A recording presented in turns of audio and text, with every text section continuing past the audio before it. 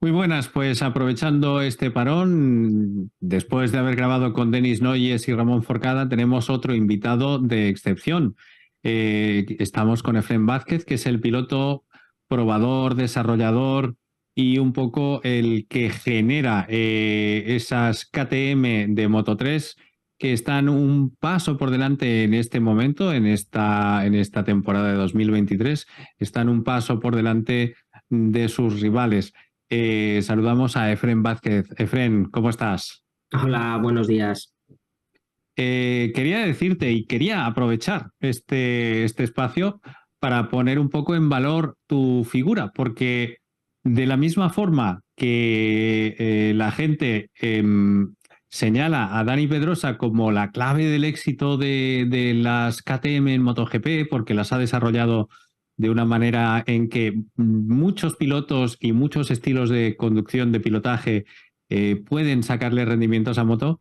Efrén Vázquez lleva años haciendo eso con las KTM en Moto3. ¿Cómo te sientes al respecto, tanto de tu trabajo como de que se diga que los pilotos probadores tienen ese peso, ¿no? Bueno, yo estoy súper contento con el trabajo que se lleva haciendo años dentro de la categoría de Moto3, sobre todo de la vuelta que se le dio desde el año 2016, que fue mi primer año con KTM. El título fue conseguido por Binder ese año. Y el año 2017, pues bueno, hubo un impasse ahí en el que no estuve con ellos y trabajé haciendo la TM de Moto3, que también fue una moto que llegó y en el FinCEP lo hizo muy bien. Y luego año a año, pues bueno, ya el 2018 tuvimos mucho trabajo de volver a poner un poco al sitio las cosas. Hubo mucho trabajo pues tanto de gestión organizativa dentro de KTM con el testing como de evoluciones de las motos, como de fichajes de pilotos y tal. Y bueno, pues eso poco a poco fue una rueda que fue cogiendo un poquito de forma y a día de hoy, pues bueno, creo que tenemos una moto muy competitiva y bueno, y esto no es fruto del probador ni mucho menos. O sea, al final mi trabajo es montarme la moto, llevar un poco la varita del desarrollo en el sentido de cosas que Ujú. me gusten de probar o no, pero esto es fruto pues del trabajo de muchísima gente que está detrás, que creo que tenemos un testing fantástico con un montón de ingenieros y gente que está a la cabeza con muchísima experiencia y en el que nos compenetramos fantásticamente. Y el fruto de todo, pues es eso, yo me considero un trabajador más de la marca. Bueno, sí, un trabajador más de la marca, pero que al final tienes que tener una velocidad, tienes que haber mantenido a lo largo de esos años, ¿no? Desde 2016 hasta ahora, tienes que haber mantenido esa velocidad y sobre todo la capacidad de explicación de lo que se siente encima de la moto para poder desarrollarlo. Por eso es cierto que eres un trabajador, pero el peso de cada trabajador pues es distinto, ¿no? Por ejemplo, el mío es el de informar y es bastante relativo. El tuyo es muy importante porque tiene un impacto en pista, en un campeonato, en unas inversiones, en unos patrocinadores y un poco pues me gusta ensalzar esa figura del piloto probador. Y como tal, como piloto probador, eh, cuéntanos un poquito, antes de entrar lo comentábamos, después de dar tú el visto bueno y marcar un poco también la dirección de desarrollo, esas motos van al campeonato del mundo junior, ¿no? Sí, a ver, sí es cierto, nosotros por un lado tenemos la posibilidad de, como piloto de pruebas, de trabajar en el desarrollo de las motos, pero al final un piloto de pruebas hace al año, ¿qué puede hacer? 3.000 kilómetros, 4.000 kilómetros, piezas que pruebas en un espacio corto de tiempo, pero luego no tienes el factor de hacer kilometraje, ¿no? Con el material, pues de ver, hacer kilómetros a los motores, hacer kilómetros a los chasis, a las piezas que se prueban, ver el desgaste de los materiales, que no den ningún problema. Entonces, nuestro tiempo de pruebas es limitado y sí que es cierto pues que hay que no puedes llegar y entregar un motor al campeonato del mundo sin haberlo tenido pues funcionando X tiempo, o un chasis. Ya se vio hace unos años, no me acuerdo si era 2019 o así, o 2018, hubo una tirada de chasis que se rajaban. Entonces había que resoldarlos. Entonces esos son pues defectos de juventud, de tener que hacer kilometraje, de tener que ver pues que los materiales aguanten a las vibraciones, a las caídas, a los imprevistos. Entonces, una vía buena, pues creo que es esto. El poder contar en este caso en el Junior GP hay un equipo oficial en este caso que es el equipo Aspar, equipo Gas Gas, y pues bueno, ellos es la gente un poco encargada para trabajar un poco en este aspecto y hacerle kilometraje a las piezas antes de terminar de darles el chimpún, ¿no? Como suele decir Ricard. Sí, sí. Bueno, sí, eso, claro. Entonces nos lleva a que los pilotos cuando llegan al campeonato, porque lo habitual es estar 2, 3 temporadas en el Junior GP, en el Finetwork Junior GP, están 2, 3 años, y después los que llegan al campeonato, pues llegan ya con un aprendizaje sobre el comportamiento de la moto que no les es extraño, ¿no? Entonces hacer ese paso de entrada al campeonato, y por eso quizás sea esa una de las claves del rendimiento de los rookies, ¿no? De los debutantes. Sí, a ver, a día de hoy estamos viendo que mucha gente está diciendo, no, ojo, está llegando una generación de pilotos que lo está haciendo súper bien en el Campeonato del Mundo. Creo que las cosas de hace años ahora han cambiado muchísimo. Antes llegabas al Mundial, tenías otro tipo de motos con lo que entrenabas, tenías material diferente, tenías incluso a veces, muchas veces técnicos diferentes, los neumáticos a veces pues también cambiaban un poco. Era un poco todo bastante diferente. Los pilotos a los que llegabas en 125, en este caso había pilotos que llevaban 8 o 10 años en la categoría, ahora no se da el caso. Ahora tenemos pilotos que están súper formados desde la base, que llegan a un Junior GP, están 2 o 3 años, como dices, con técnicos del Campeonato del Mundo, con motos exactamente iguales a las que se corren en el Campeonato del Mundo, con neumáticos que son iguales, el sistema de trabajo de entrenamientos, de entrenar los viernes, los sábados, los domingos, la carrera tal, es prácticamente igual a lo del Mundial. Y entonces al final eso lo que hace es que cuando saltan al Campeonato del Mundo de Moto 3 sea un poco más sencillo, y luego los pilotos que hay en el Mundial ahora mismo de Moto 3, pues es raro ver a un piloto pues como Miño en este caso, como Fenati, que llevan prácticamente toda la vida en Moto 3. Antes era lo normal, ahora no. Entonces los chavales se pelean con la generación de ellos, porque cada 2 o 3 años no queda casi nadie, ¿no? Se va renovando. Entonces eso lo que hace es un poco más fácil el salto del Junior GP al Campeonato del Mundo de Moto 3, porque ya vienen con un nivel muy bueno y la categoría en sí pues es muy joven. Y aprovechando que hablamos de esto, yo quería preguntarte, ese paso que antes había a las 125, que eran también, los tiempos eran un poquito más exigentes para adaptarse del piloto, y que, bueno, pues como ya sabemos los que peinamos canas y somos un poco antiguos, no todo el mundo tenía el mismo material, sino que el material había que irlo consiguiendo a base de resultados, y por eso también tenías que estar unos años en la categoría, ¿no? ¿Eran más complejas esas motos para el piloto? Y esa complejidad generaba un poquito más de diferencia. Lo digo un poco por lo que últimamente se comenta, que los grupos tan numerosos en Moto 3 se dan porque es más sencillo llegar al límite de la moto para los pilotos, aparte de la experiencia que ya traen. Sí, ¿Lo a ves tú ver, esto? esto es cierto que es así. Las motos son mucho más fáciles. De hecho, yo el año pasado tuve la oportunidad de correr con una 2,5 de Gran Premio, que tengo 3 carreras del Nacional de Legends, y pues te das cuenta de la dificultad, ¿no? Que tiene, te vuelves a dar cuenta de la dificultad que tenía llevar una moto de estas, no solo para el piloto, sino incluso para la parte técnica.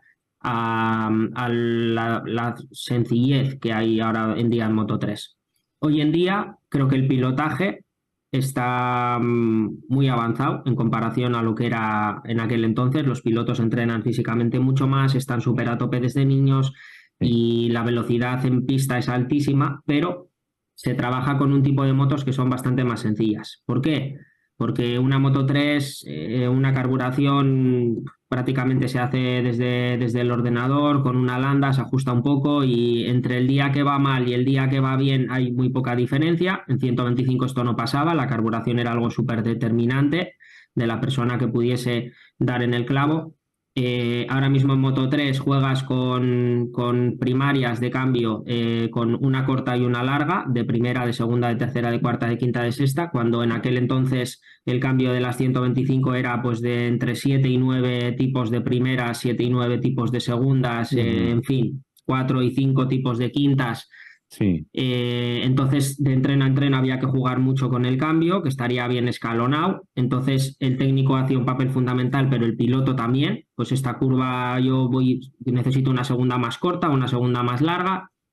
Las motos eran más difíciles de pilotar porque un dos tiempos el rango se acortaba muchísimo a la parte de las revoluciones, entonces no permitía esto que vemos de un piloto entra, las guerras que hay hoy en día de entro por dentro, me paro, freno a todo el grupo, consigo salir bien, o en una curva que es de tercera entro en segunda o de segunda entro en tercera y no pierdo apenas, esto no pasaba. Antes le pasabas a dos pilotos, te quedabas quieto en la curva y a la salida en aceleración te pasaban 7, porque con el dos tiempos no permitía quedarte quieto en una curva, te permitía hacer todo simplemente perfecto para poder mantener la velocidad. Entonces ahora es más sencillo, vemos carreras muy peleadas en grupo, pero sí que es cierto que quizás el pilotaje predomina en cuanto al apartado técnico y al apartado de piloto fino, meticuloso, trabajador, ahora los pilotos se centran solo en correr y ya está.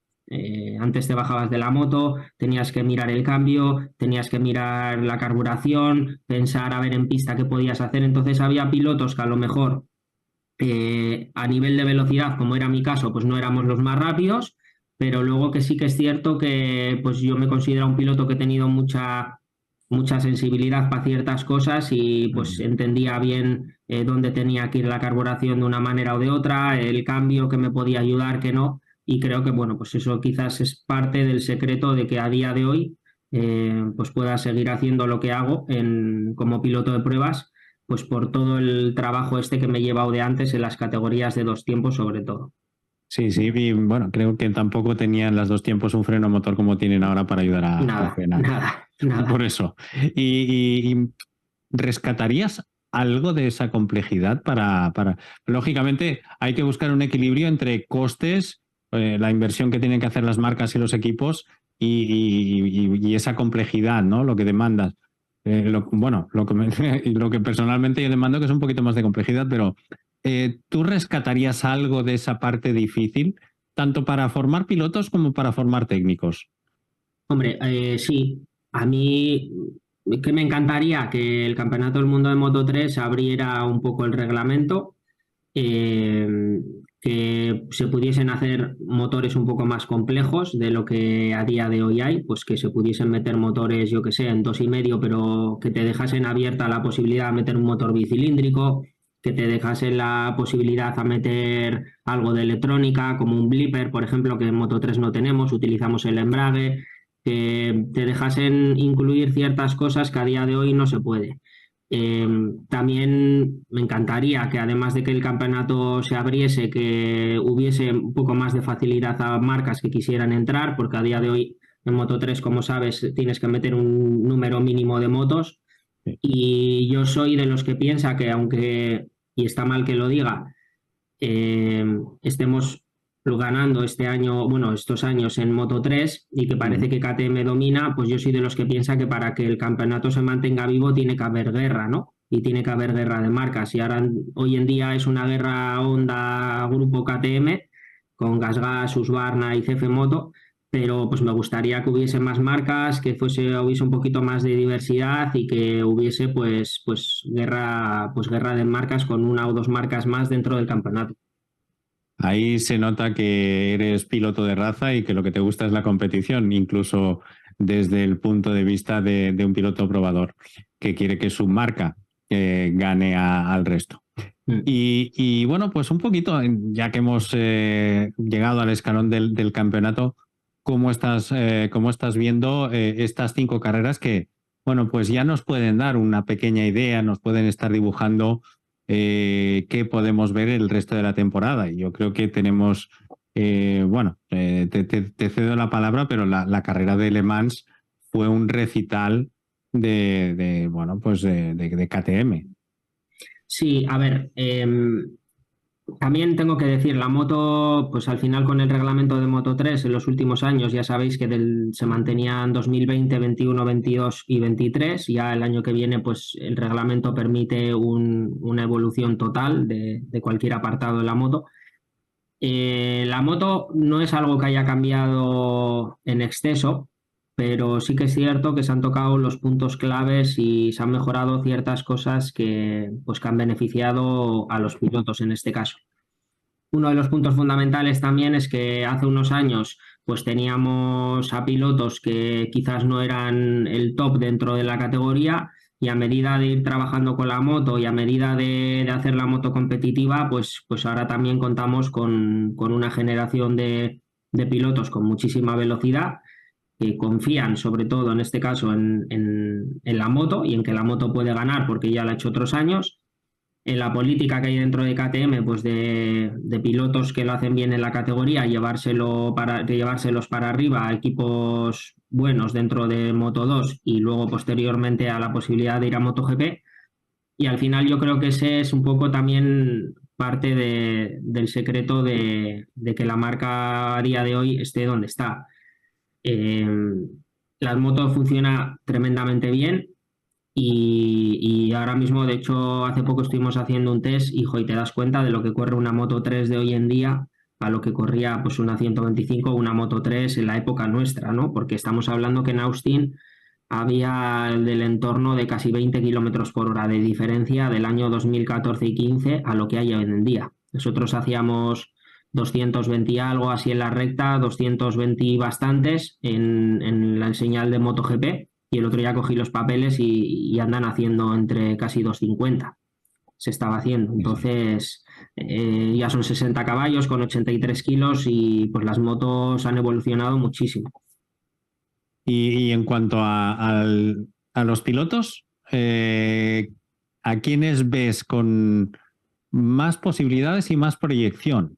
Son 2 cosas distintas, pero tanto da que sean españoles como que no. Hablamos de la categoría Sí, sí. en general y, bueno, sí que parece que tenemos este año un dominio español, pero Holgado está impresionante. La carrera de Le Mans, insisto, fue de quitarse el sombrero porque consiguió llevar con el pincho al resto de pilotos y no hubo adelantamientos porque la velocidad era altísima.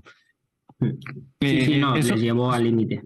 sí, a mí eso me parece que es de una calidad pues muy alta, pero claro, tampoco quiero condicionarte, ¿no? Pero Sí, para ti, ¿quiénes están ahí o quiénes se van a pelear por el título? a ver, es que Moto 3 es una categoría súper versátil, entonces es complicado declinarte por alguien. Ya vemos Holgado, pues la velocidad que tiene, el año pasado estuvo en el Ajo, este año está en el Tech 3, ha encontrado una familia, él está súper motivado y es un piloto pues con una calidad y una velocidad súper grande, además que es un chaval que tiene una actitud muy ganadora, que confía mucho en sí mismo y esto al final pues le va a ayudar mucho en una categoría como es el Moto 3.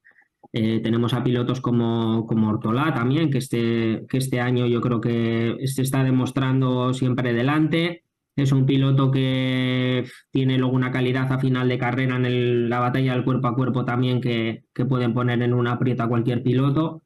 Sasaki es un piloto que ha tenido mala suerte en el inicio, pero que para mí a día de hoy es el piloto con más velocidad dentro de la categoría, pues por experiencia, por todo, junto a Masia, que también creo que son para mí los dos pilotos que a priori pueden tener esa regularidad durante el año y esa velocidad para pelear por el título seguro.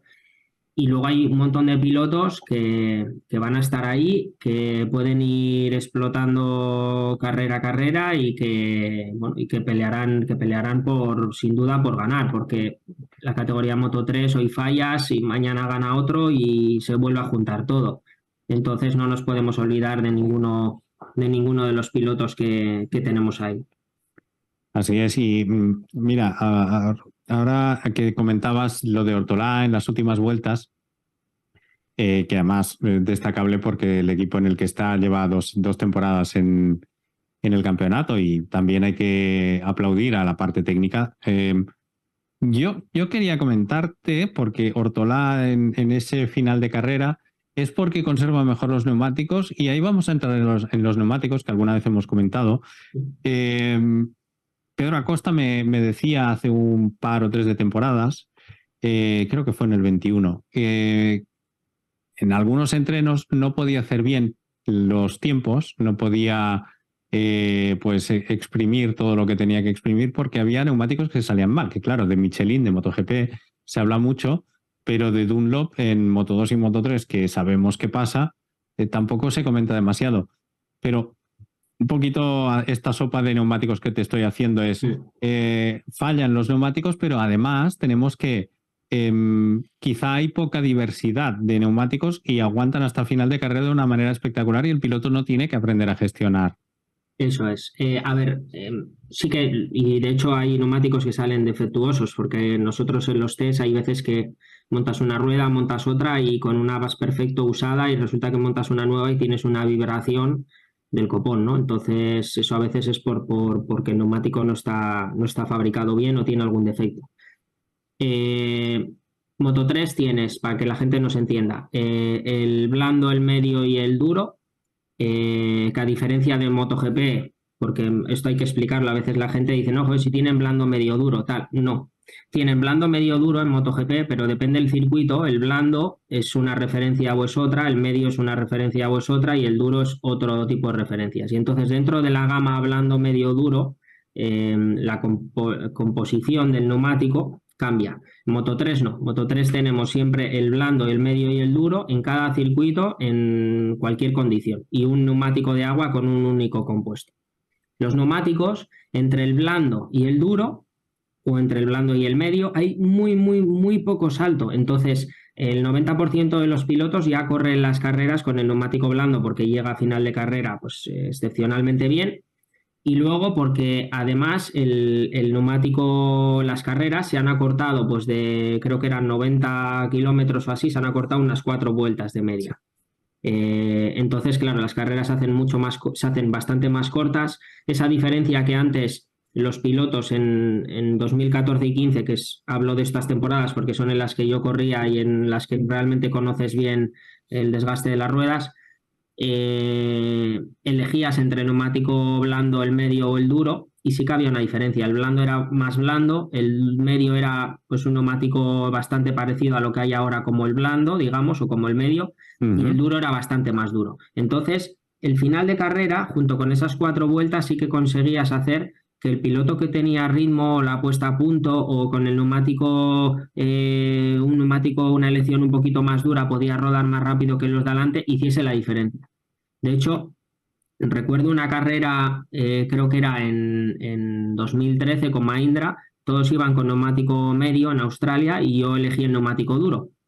Pues el ritmo de carrera era, me lo invento, muy similar al mío, ¿no? Imagínate, en 37 bajos. Y yo salía un poco más atrás, perdí un poco de posiciones y me quedé como a 1,5 segundos, más o menos, o 2 segundos de la cabeza y rodábamos igual. Y me acercaba un poco, me alejaba, me acercaba un poco, me alejaba. Llegaron las 5 últimas vueltas de carrera, o las 4 últimas vueltas, y todos los que iban con neumático blando y medio empezaron a perder esas últimas 5 vueltas. Yo seguí rodando igual, llegué al grupo y adelanté a los 2 pilotos que tenían neumático blando y en la última vuelta entré, me parece que era quinto, pegado a los pilotos que tenían el neumático medio. Yo iba con el duro. Si la carrera hubiese sido un par de vueltas más, pues posiblemente hubiese podido ganar la carrera, ¿no? Entonces, a día de hoy, la igualdad que hay entre neumáticos pues hacen que el piloto apenas tenga que gestionar. Y esto viene pues derivado de los campeonatos monogoma y en el que no hay una motivación o unas ganas de, por en este caso de la marca de neumáticos, en querer trabajar para desarrollar un neumático mejor, para dar variedad de neumáticos, sino lo que estrictamente pues pide el campeonato que haya y ya está. Y para todos lo mismo, ¿no? Para Bueno, fomentar la pues competición, claro, claro, y además básicamente. esto redundaría en lo que comentábamos antes de hacer un poco más compleja la categoría, que también estiraría, pues eso, las distancias entre los pilotos, reduciríamos riesgos y además los pilotos tendrían que hacer un aprendizaje que ahora mismo no están obligados, ¿no? Que probablemente hay cosas que deberían aprender en Moto 3 que están aprendiendo en Moto 2. Y bueno, aprovecho y ya pasamos a Moto 2. ¿Cómo estás viendo este año? La situación de que todo el mundo esperaba que Pedro Acosta fuese un poco el estandarte de la categoría y parece que no se está desarrollando como se esperaba el guión. Bueno, yo creo que Pedro está haciendo un año fantástico. Es que al final el error que pudo cometer el otro día, pues bueno, es algo que puede suceder. Eh, para mí, personalmente, yo sí que soy de los que creo que Pedro este año será campeón del mundo de Moto 2, pues porque tiene una velocidad y una determinación pues que es fantástica. Eh, Hay pilotos, lógicamente, que tienen el día y que son muy rápidos, como es el caso de Lous, que al final no dio tregua ninguna en el Gran Premio de Jerez, pero que yo creo que Pedro en todos los circuitos estará ahí delante y si no se vuelve loco es un piloto que estará en el podio en cada carrera. Muestra de su gran ambición es que el otro día Alemán pues quizás tampoco tenía la necesidad de tener que ir sí o sí a por todas para coger a Arbolino y igual a final de carrera pues hubiese podido echarle mano como se vio que se juntó un poquito todo por un par de errores y al final pues para mí yo creo que está siguiendo un poco la categoría a su curso, tendremos sorpresas sin duda porque Moto2 siempre da sorpresas pero yo creo que Pedro va a ser la referencia del campeonato siempre y cuando Alonso, que en este caso es el piloto pues que va con una moto diferente, digamos, al resto, pues no encuentren esas cositas bueno, que nunca se sabe, porque al final el chaval lo hace súper bien, es un piloto rapidísimo, la moto va, pero si encima Bosco Oscuro consigue dar con la tecla de conseguir algo más que no se puede aplicar en este caso al comando Calex, pues pues hombre, yo creo que le podría apretar las clavijas, en este caso a Pedro, y bueno, también deseo que haya un poco de guerra y como te digo, también de marcas diferentes y ojalá, pues en este caso las Pizza pues pueda estar ahí delante. Sí, y precisamente has comentado a Sam Lowe que la verdad es que nadie sabe de dónde se sacó el ritmo en Jerez, porque no lo había hecho en entrenos y de repente en carrera, pero no es que hiciera una vuelta, es que realmente era el ritmo. Algo loco. Eh, y ahí Pedro sí que estuvo, yo creo que inteligente de decir, bueno, pues no tengo ese ritmo, voy a hacer segundo. Y quizá el cambio de enemigo, de rival, que Arbolino era el rival en Le Mans, que también había ganado ya una carrera, eh, y desde el punto de vista de piloto, te lo pregunto, en ese momento, Pedro Acosta puede haberse metido en zona roja mentalmente, decir, ese es mi rival por el campeonato, no puedo dejarle ganar. Bueno, es que yo creo, a ver, lo que sí que realmente yo veo es que Jerez avisa, es un circuito que con el neumático delantero, cuando hay condiciones buenas, pues te vas peleando con la moto, pero consigues, puedes, digamos, salvar situaciones de riesgo o sustos. Y Le Mans es el típico circuito que no perdona. Le Mans es un circuito en el que frenas un poco más tarde, entras un poquito más colado, el neumático empieza a desgastarse y son circuitos en los que cargas el neumático delantero, que tienes una puesta a punto pues, para frenar fuerte, para tener apoyo en la parte de adelante, pero ese apoyo en la frenada también tú, en circuitos en los que tienes frenadas fuertes, llegar, frenar, tienes la suspensión muy dura. pero a medida que el neumático se va desgastando, que va cogiendo un desgaste grande, también a la hora de soltar el freno, por ejemplo, pues llevas muelles muy duros, la horquilla vuelve muy rápido y ahí es donde también se agudiza mucho el desgaste del neumático. Entonces, sumado al frío, sumado al ritmo de carrera que se estaba llevando, que era altísimo, el ritmo de la remontada por recortar ese tiempo de Pedro a Tony en este caso, pues al final no perdona. Es un circuito que no perdona y bueno, pasó lo que podía haber pasado porque era lo normal que pasase, ¿no? En un circuito como Le Mans. Quiero decir, pistas que tienen un buen agarre, pues siempre te avisan. Con 15 grados o 14 o 16, no sé los que habría en la carrera del domingo de Moto2 y ese tipo de circuito, pues estas cosas pueden pasar. Y ya vimos todas las caídas que suele haber en Le Mans y las que hubo el fin de semana. Sí, sí, eso es así. O sea, realmente no es una cosa excesivamente grave, pero era más que nada un poco el tratar de poner en perspectiva pues la mentalidad que tiene un piloto, ¿no? Que depende de quién esté delante, pues puede significar una amenaza mayor o no. Y parece que como se está, digamos, acrecentando la figura de Arbolino en estas 5 primeras carreras, pues quizá Pedro haya decidido ir a por él porque no hay que olvidarse que Pedro ahora mismo está en una situación muy similar a la que estaba Marc Márquez antes de subir a MotoGP, ¿no? Que le había peleado el primer año el título a Stefan Bradl, que lo ganó el alemán, y ahora Pedro está en ese también segundo año en el que se espera que gane el título. Esa presión, eh, ¿ves que pueda ser un peso para Pedro? Yo creo, yo lo tengo como favorito, ¿eh? Eso también te lo Sí, digo. Pero hombre, tú como piloto, ¿crees que puede esa presión significar un problema para él? hombre, yo la actitud que le veo, pues yo tampoco soy una persona súper allegada a Pedro que tenga trato diario con él, pero la actitud que muestra de cara a las cámaras es siempre de despreocupación. No sé si esa tensión la llevará por dentro o no, pero esa actitud o esa imagen de piloto despreocupado, de solo montarse la moto y darle al gas y él cuando se baja de la moto no tener tensión ninguna, pues hombre, te da a creer que no va a tener ningún tipo de problemas con gestionar ese nerviosismo o la presión a la que pueda someterle el campeonato.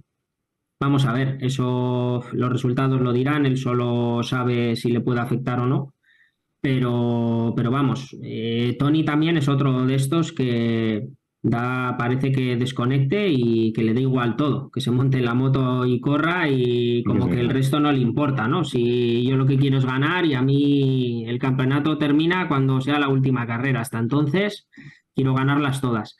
Entonces vamos a ver, me recuerda un poco a la época, pues, Pedro San Lorenzo, ¿no? Con esas actitudes que siempre súper concentrados a lo suyo y bueno, quizás el piloto más visceral o que le ves a veces más pensativo, que tiene que trabajar más mentalmente o que trabaja más mentalmente estas cosas y el cómo afrontar los fines de semana, en este caso es Alonso, y vamos a ver cuál de ellos tres en este caso, que son tres de los que están ahí adelante del todo, pues pueden llevarse el campeonato. ¿Y a Canet no lo metes en el grupo? Sí, a Aarón sí, pero sí que es cierto que para mí es el piloto con el que mayor estima quizás tenga de todos, pero ojo, está teniendo un poco de mala suerte. Primero tiene que conseguir pues tener la velocidad esa a la que nos tenía acostumbrados hasta final de carrera, porque está teniendo mala suerte. En Le Mans Sí. tuvo mala y buena suerte, pero es que podía haber pasado una desgracia en esa caída tanto a él como a Arenas como a Manu González. Y bueno, y al final pues han perdido bastantes puntos y bueno, pues yo creo que Aarón es uno de los pilotos que una vez que arranca a ganar es también un chaval imparable, ¿no? Pero necesita pues terminar pues con esta mala racha que le está viniendo ya el año pasado también, con todos los problemas que tuvo y el golpe aquel de la nariz que perdió también varias carreras con, Sí. con el accidente de coche. Y bueno, pues intentar a ver si consigue encontrar ese camino. Ya te digo, Moto2 está igualado porque 2 carreras malas también los pilotos se vuelven a poner delante y bueno, pues ahora mismo yo para mí los 3 que están ahí, que no quiere decir que sean los 3 que vayan a estar, sino los que están ahí, que es Alonso, Acosta y Arbolino, son los pilotos que a priori se ven más fuertes, pues porque son los 3 pilotos que están súper delante en el campeonato.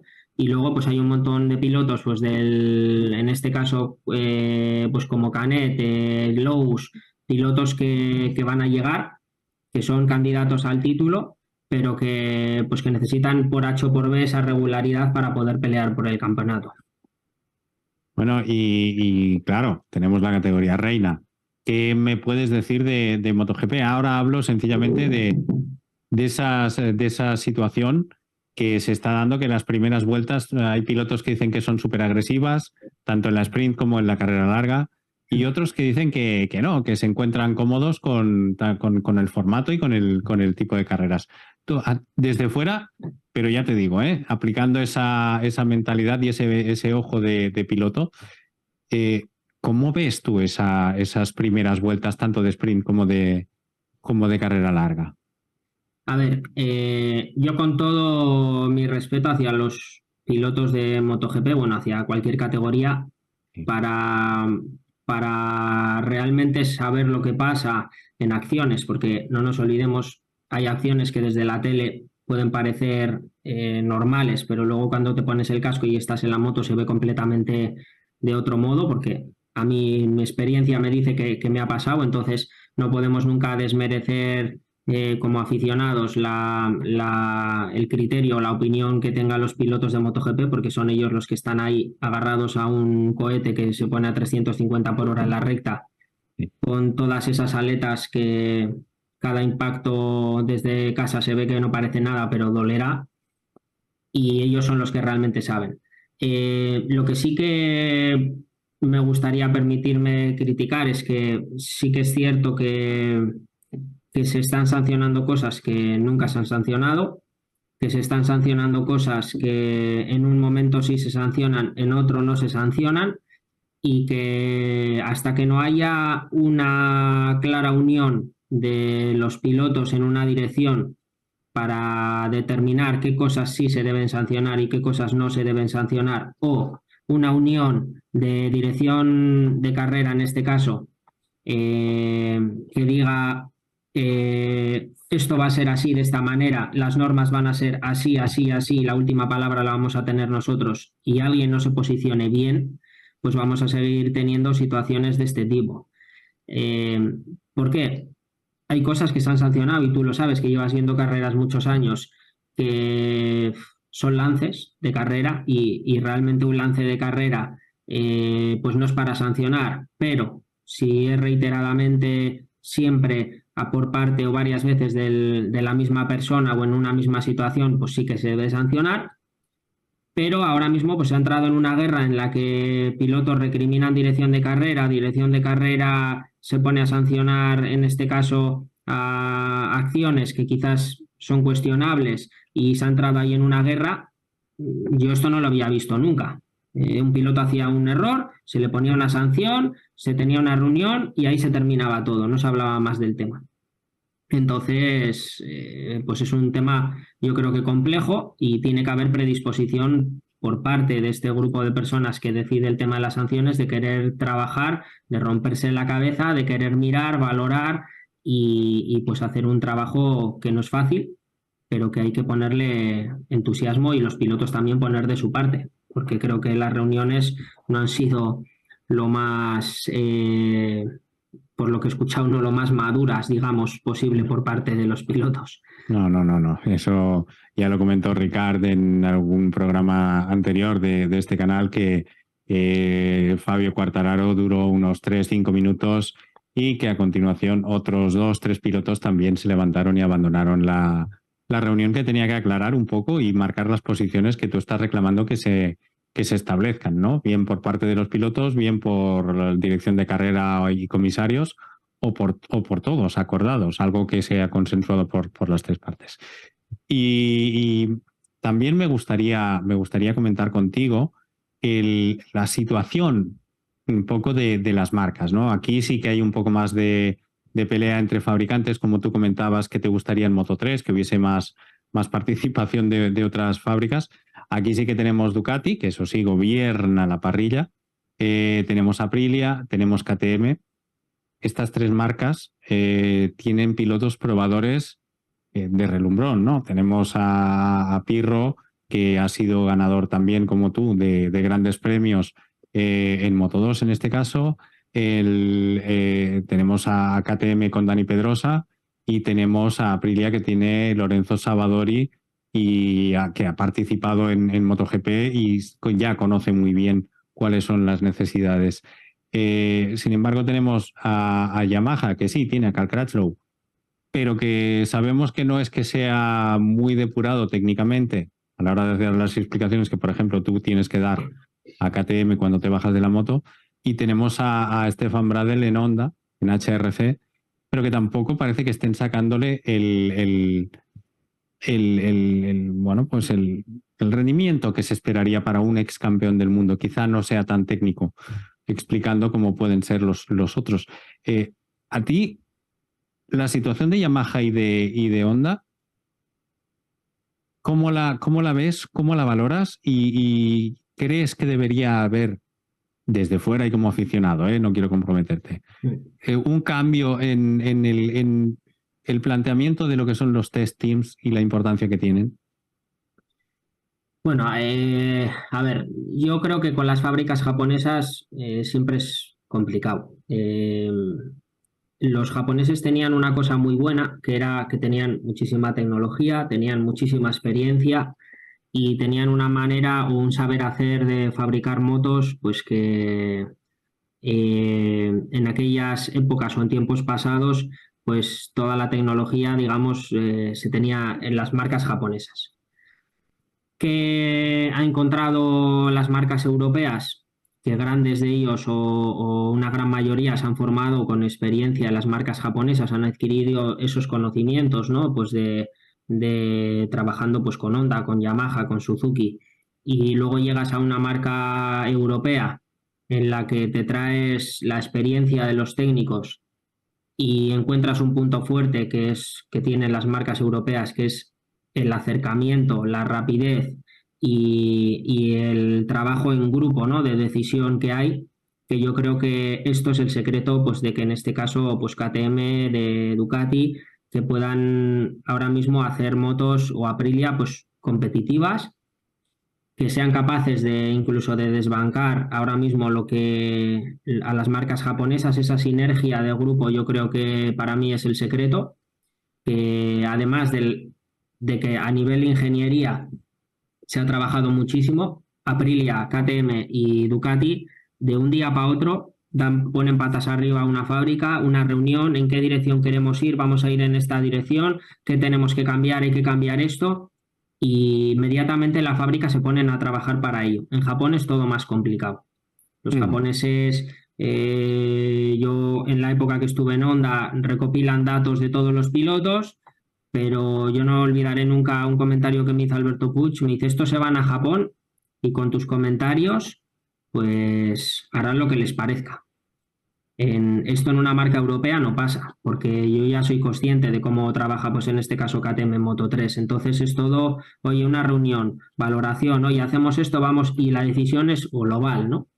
Entonces esa velocidad en la que se reacciona y en la sinergia que hay como grupo, pues yo creo que marca la diferencia y ahora mismo en MotoGP eso es fundamental, porque de una carrera a otra hay trabajo de mil cosas, ¿no? Y de electrónica, de aerodinámica, de un montón de historias que los japoneses son cerrados en su burbuja. Márquez habló hace poco, bueno, hace unos años, de cuando vio el departamento que había creado HRC de Fórmula 1, HRC, no, perdón, Honda, que tenía para los motores de Fórmula 1 con un túnel del viento y no sé qué y tal, pues pidió trabajar en este caso en ese área con Honda y dijeron que no, y yo creo que esto no pasa. Ducati trabajaba con equipo Ferrari, ¿no? De Fórmula 1 en su día para el tema de aerodinámica, entonces recopilarían un montón de datos. Aprilia seguro que también tiene filiales del mundo pues, del automóvil para el tema de aerodinámica. KTM, pues la cercanía que tiene en este caso pues, con Red Bull, la gente de toda la marca con toda la gente que hay alrededor, pues al final hace una sinergia de trabajo que los japoneses van muy a la suya. Y esto, a día de hoy, en el siglo XXI, ha cambiado, porque se trabaja de una manera tan rápida que para cuando alguien en Japón coge la escoba y se pone a barrer, ya es el momento de cerrar. Yo creo que eso es lo que debería de cambiar. Bueno, y deportivamente, ¿cuál es tu visión de la temporada que se nos está poniendo delante? Yo al principio de temporada decía, KTM no está y no se la espera, pero joder, me han dado la vuelta completamente y tenemos ahí a Binder que está tercero del campeonato y francamente, como empiece a clasificar bien, le veo un rival o contendiente, mejor dicho, para el título muy sólido. Binder tiene algo que es un piloto que a una vuelta no es su fuerte, pero es un piloto que en carrera consigue tener un ritmo brutal. O sea, es de estos pilotos que como antes, como delante tenga alguien y pelea y pelea y pelea hasta que lo echa mano. A mí una grata sorpresa también ha sido Miller, porque pasar de una Ducati a venir a una KTM, pues yo no lo consideraba algo fácil, porque esto al final, no nos vamos a negar, vienes de un equipo oficial con una moto oficial como es la Ducati, que es la moto ganadora, a saltar a una moto, sí, en un equipo oficial, pero una moto pues que a día de hoy no está liderando el campeonato y él se ha encontrado y está haciendo también una temporada súper buena. Lástima de lo de Le Mans, pero es un piloto que está demostrando que es un candidato también a podios y a pelear por ganar. Eh, yo tampoco creo que KTM haya hecho grandísimos cambios. Creo que siguiendo un poco la política han hecho cambios en ciertos puntos que les está beneficiando y que han tocado puntos exactos donde tenían que mejorar y en vez de volverse loco con cambios y con chasis X y ahora el chasis a un lado y ahora la aerodinámica completamente diferente, yo creo que están ajustando un poco todo y la verdad que bueno, a mí me está sorprendiendo muchísimo el nivel que están teniendo esta temporada. Del ejército Ducati vemos mejor a Bastianini, a Bagnaia o la sorpresa que está siendo Bezzecchi. ¿Cómo valoraríamos este, ya te digo, este equipo que pueden hacer prácticamente un equipo de fútbol, ¿eh? Pues mira, yo en Le Mans me llevé, bueno, cuando ganó Bezzecchi, que para mí es un pilotazo, como la copa de un pino, vi un poquito de, pues no sé, imagen un poco en el corralito, no sé, me dio la sensación de que no le gustó demasiado a Ducati, dirigentes de Ducati oficial, la victoria en este caso de Bezzecchi. Así como yo creo que la línea es de estos que al final, si gana una Ducati, ya sea una satélite o no, me va bien porque a mí me engrandece todavía mi trabajo.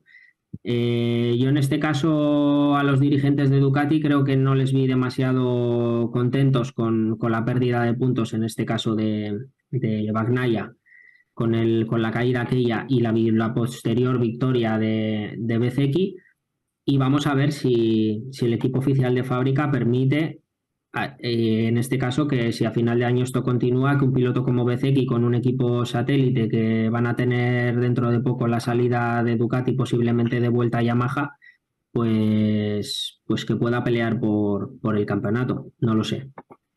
Eh, Ducati es la marca referencia y yo creo que este año pues hay que contar con Pecco, que además es un piloto bueno, que además de velocidad parece siempre de los que está centrado a lo suyo sin entrar en demasiadas guerras y a ver si Bastianini termina por recuperarse porque sin la lesión yo creo que era un piloto también a optar por el campeonato. Y ahora ya la última pregunta y te prometo que es la última y te dejo tranquilo. Tranquilo. Y ya te digo, yo estoy recurriendo mucho a tu experiencia como piloto. ¿Qué puedes sentir, aunque las últimas carreras no le han ido bien por mala suerte? ¿Qué puede sentir un piloto? Estoy hablando de Alex Márquez, que sale de una moto que es muy crítica y que no le permite exprimirse y que de pronto llega, aunque sea satélite y sea, digamos, del tercero o cuarto equipo de la marca, tiene una moto que le permite recuperar virtudes de su pilotaje. ¿Cómo se siente un piloto cuando te encuentras ante ese nuevo día? Pues mira, yo, bueno, de hecho en el inicio de temporada me jugué con un jefe de equipo inglés del British que Alex Márquez estaba a final de año entre los 6 primeros, me jugué en una cena y lo sigo manteniendo. ¿Cómo se siente?